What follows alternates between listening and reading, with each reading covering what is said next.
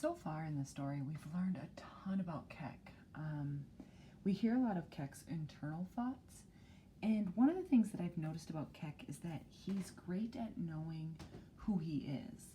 But not only knowing who he is, but also remembering and honoring where he came from and who he belongs to in terms of his family. He respects the parts of him that are the parts of him that are like his mom and the parts of him that are like his dad or his brother, but also how his experiences are shaping who he is or who he's becoming. We're going to take this opportunity to do that same kind of work about ourselves. Today we're going to make a circle map.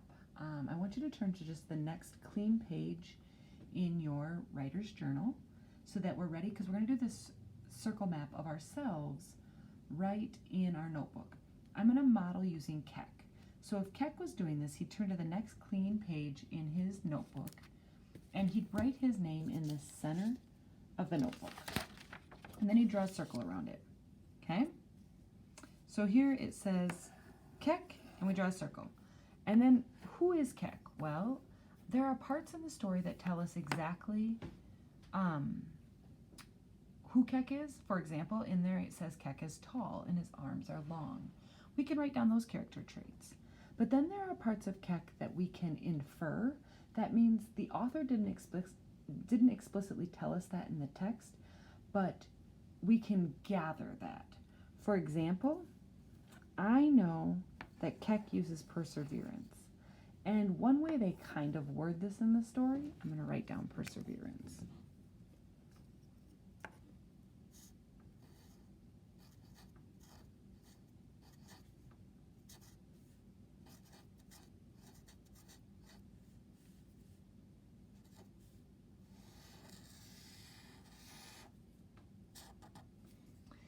One way I know this is in the story they talk about Kek's will, and that he will always figure things out and he's willing to work hard at things. Another one was he is observant. He's noticing things that not everyone else notices. He's noticing the small details of this newness of Minnesota.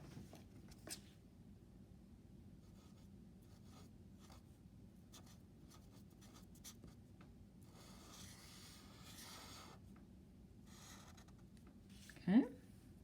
He's observant. What else do we know about Kek? Well, then there are things that they have that we know. For example, in that last chapter that we read, it said Kek had his brother's eyes. So we can add that.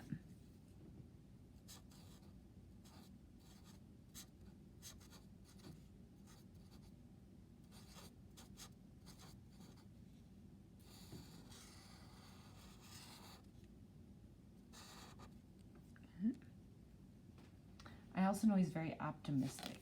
He believes that his mom is going to come back and visit. He believes in the positive side of things. He's optimistic.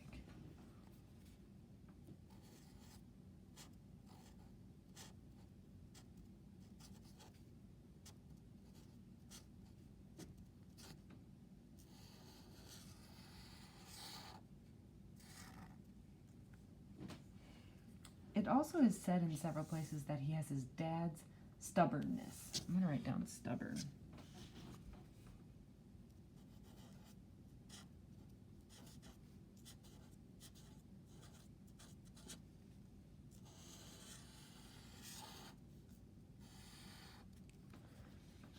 And he has his mother's light. They often talk of his mother's light. We've heard that in multiple places now. I like when Kek describes it as a cloudless sky. He describes his mother's light as his cloudless sky. And he has that part of his mother. He said so. Okay? And then I think about who Kek is. And they haven't said this exactly in the story, but I think Kek is brave. I think he's brave because he's experienced so many things. He had to go to a refugee camp all by himself because his parents were not with him and his brother wasn't with him. So he had to navigate that by himself. He got on an airplane and flew from the country and everything familiar to him to a new country where he doesn't know the language, he doesn't know anything about the country, to live with his cousin and aunt who he hasn't seen in a long time. That takes a lot of bravery.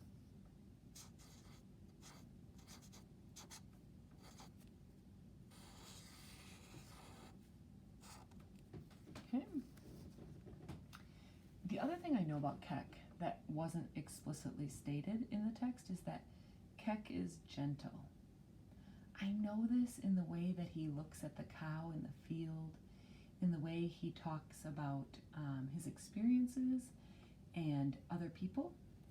Keck's gentle.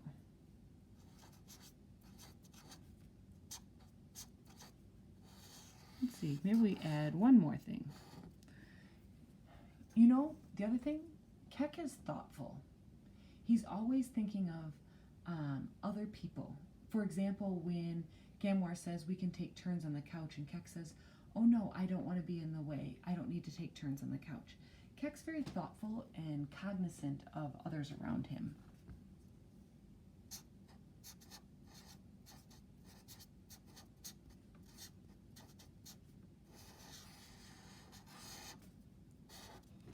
See how I just took the time to think about Keck and who he is. You're going to do this work with yourself. So you're going to put your name in the center, and you're going to make a circle map of exactly who you are. It can be parts of your family, so such as Keck has his brother's eyes and his mother's light and his father's stubbornness. Or it can be things that people don't necessarily see, but they exist on the inside, such as being brave or thoughtful, having perseverance, or being observant. Or they can be physical traits, such as being tall, or having long arms, or a big smile. Those are things that you can put on your circle map. So on your next clean page in your notebook, make a circle map about yourself. This work is going to be very important for the work we're doing in this afternoon about our ideal bookshelf.